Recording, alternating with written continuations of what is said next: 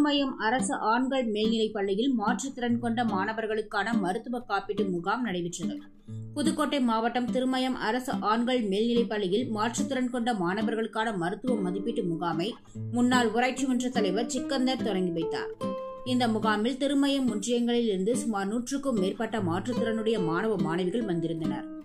அனைவருக்கும் கல்வி இயக்க ஒன்றிய மேற்பார்வையாளர்கள் மற்றும் சிறப்பு ஆசிரியர்கள் மாற்றுத்திறனுடைய மாணவ மாணவிகளுக்கு மருத்துவ முகாமிற்கு தேவையான வருகை பதிவு செய்து அடையாள அட்டைகள் புதுப்பித்தல் பெறுதல் போன்ற பணிகளில் ஈடுபட்டனர். முகாமில் மாற்றுத்திறனுடைய மாணவ மாணவிகளுக்கு தனித்தனியே அறைகள் அமைக்கப்பட்டு இருந்தன. குழந்தைகள் நல மருத்துவர், கண் மருத்துவர், எலும்பு முறிவு மருத்துவர், காது மூக்கு தொண்டை மருத்துவர் மற்றும் உடல் இயக்க மருத்துவர்கள் முகாமில் கலந்து கொண்டு மாற்றுத்திறனுடைய மாணவ மாணவிகளுக்கு பரிசோதனை செய்து தகுந்த ஆலோசனை வழங்கி மருத்துவ பணிகளை மேற்கொண்டனர்.